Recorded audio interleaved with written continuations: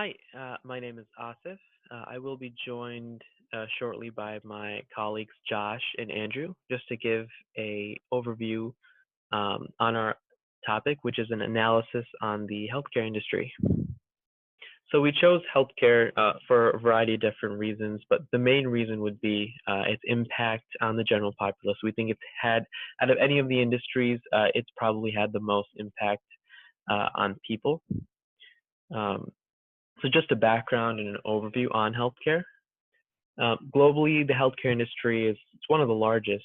It had an annual spending of 7 trillion in 2015, expected to go up to 8.7 trillion in 2020, and about it might break 10 trillion in 2022. Um, some reasons for this increase in demand for healthcare.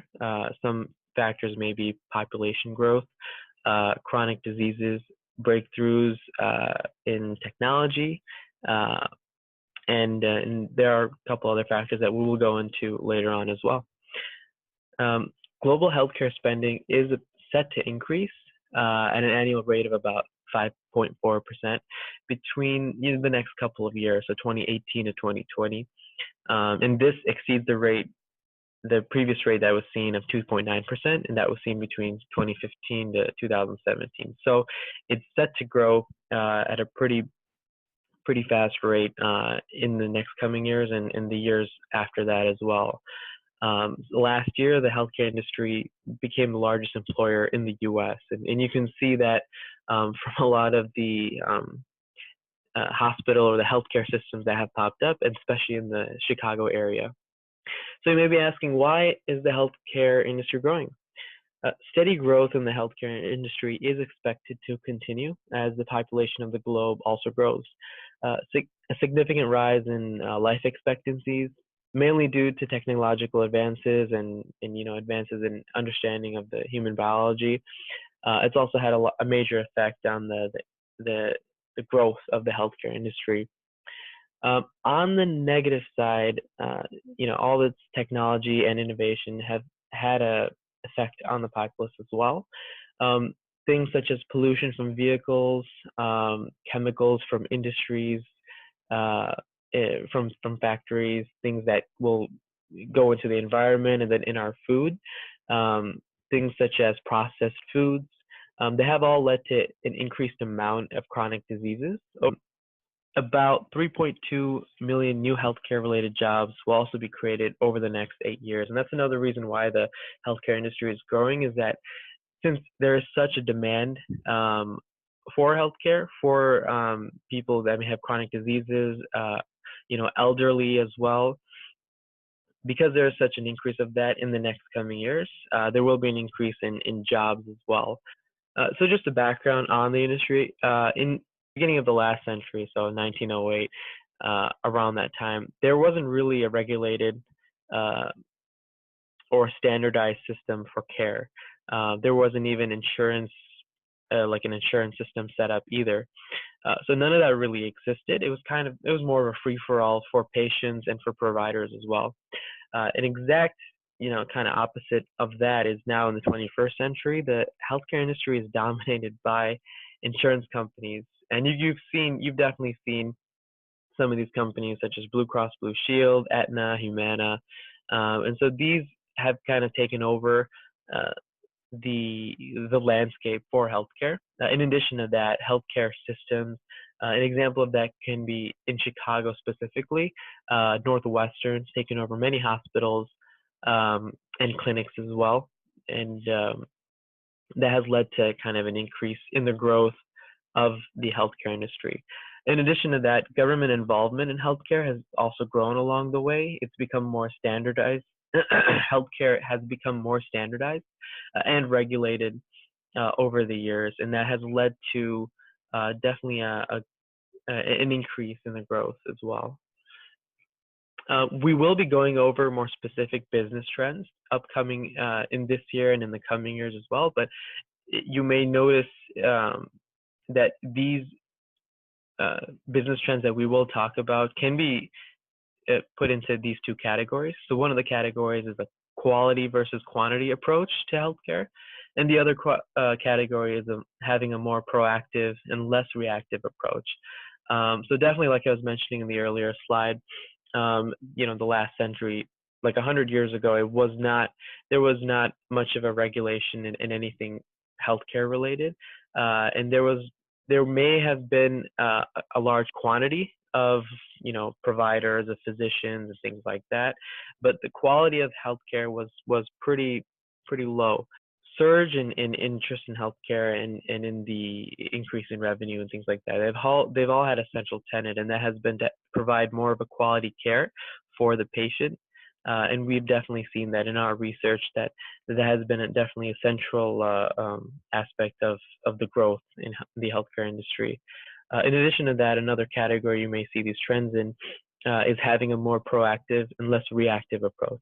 An example of that is the government mandating vaccines in the last couple decades, and having healthcare be more available for more of the citizens of their respective countries.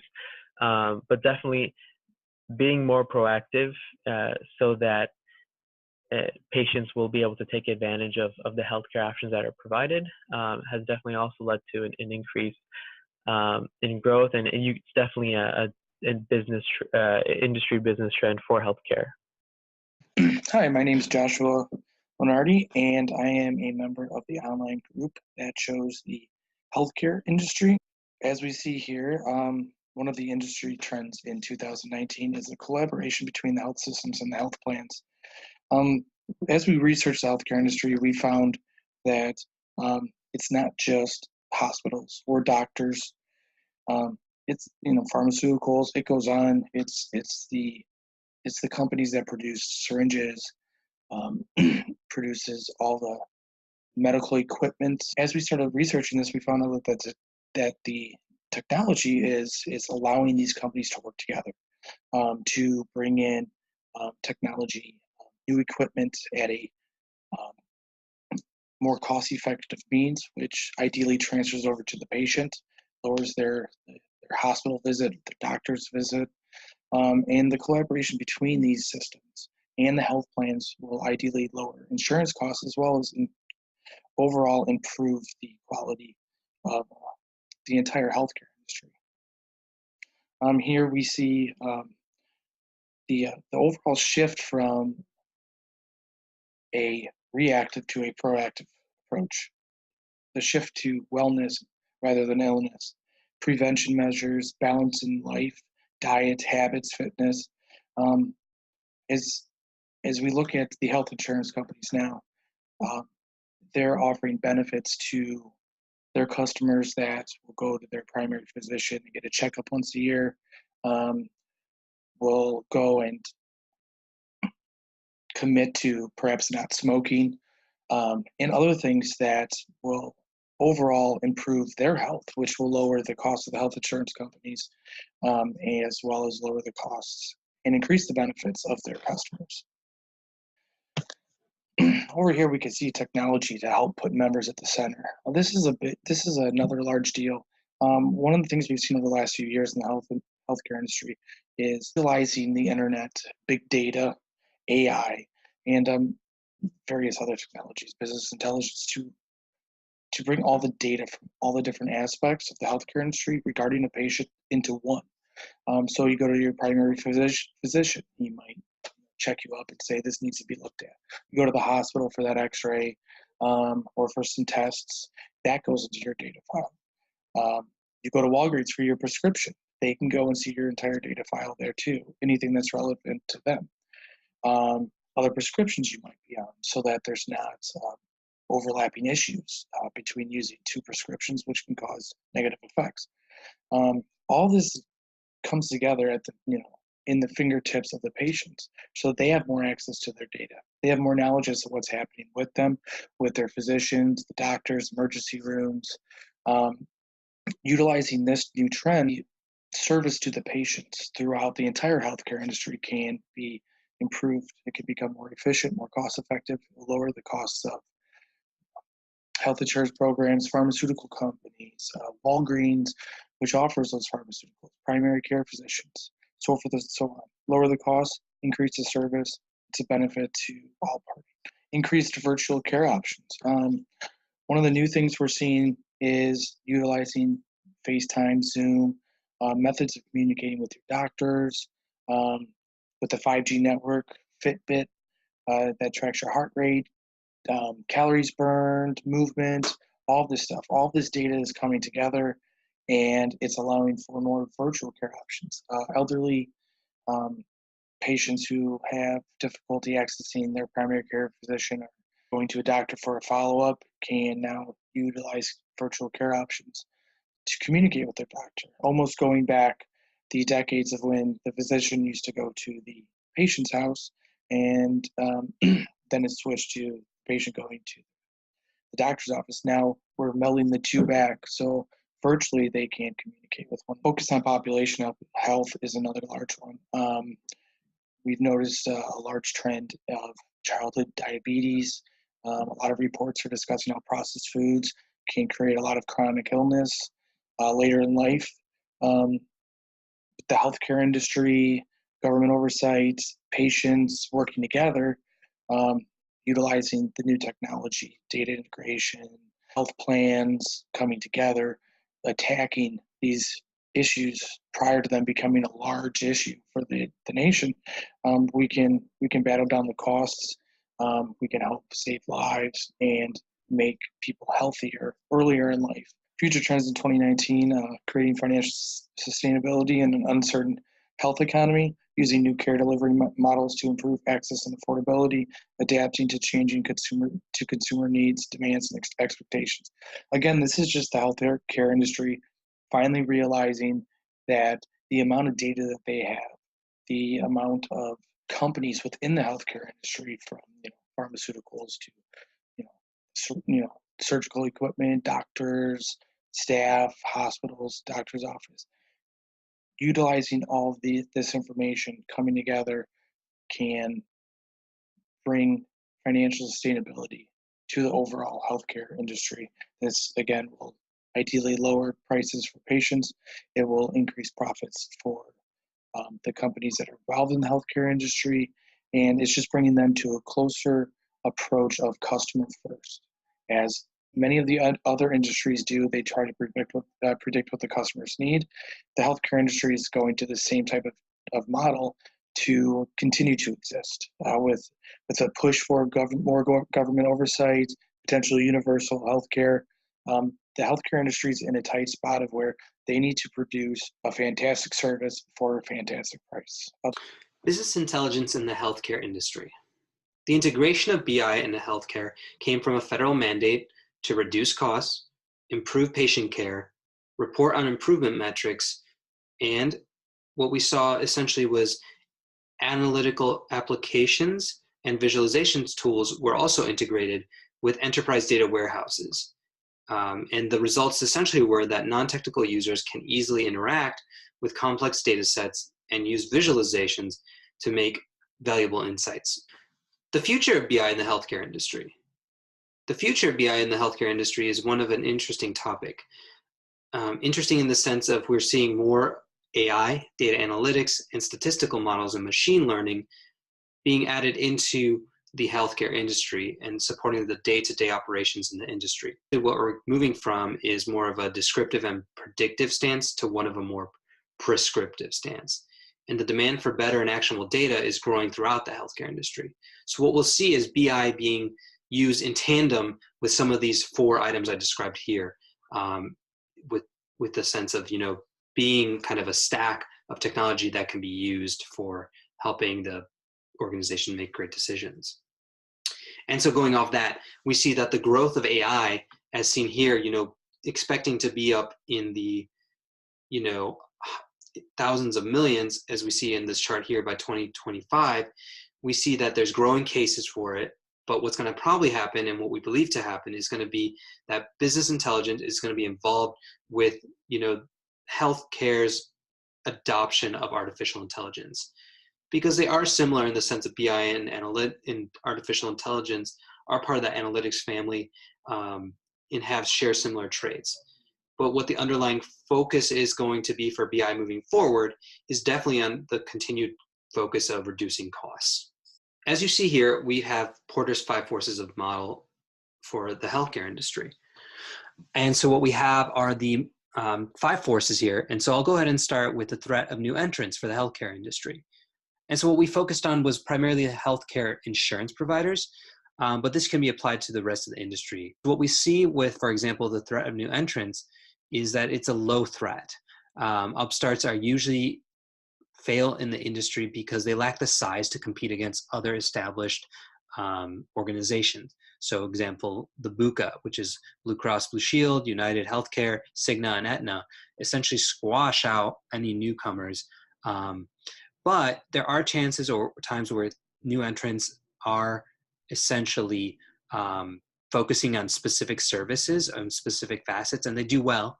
But usually what we see happen is that they become acquired, are signed to strategic partnerships. But overall, it is challenging to enter into the industry.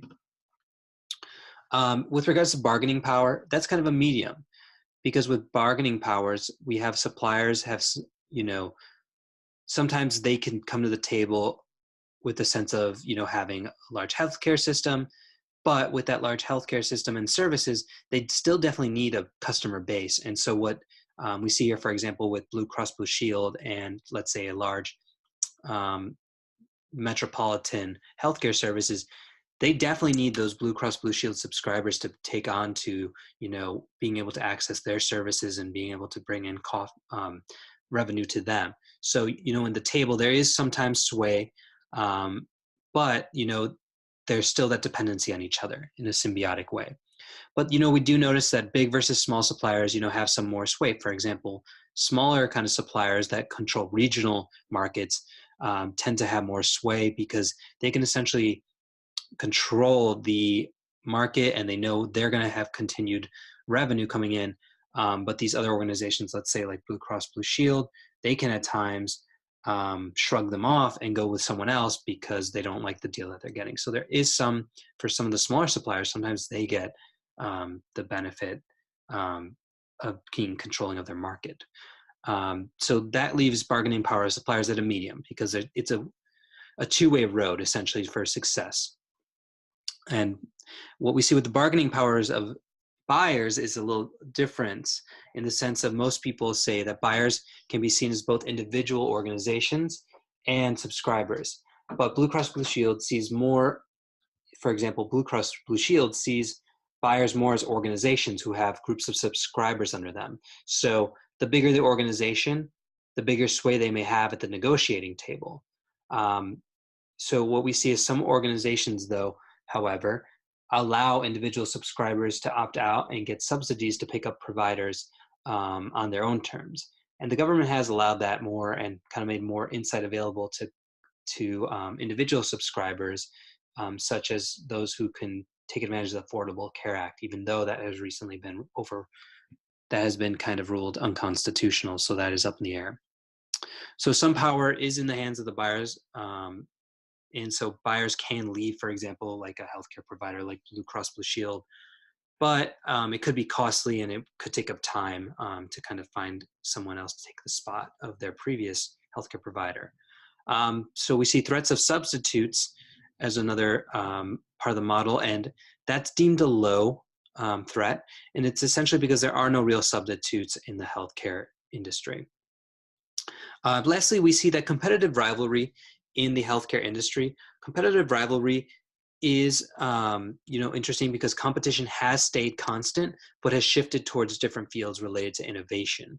So in the BUCA that we kind of described earlier, they can all compete against each other, but with the financing part of it, it's all pretty close. But what they can try and take advantage of is by having what seems to be a better brand or more innovative brand and developing other innovations, which make them more kind of in desire by subscribers or in the industry.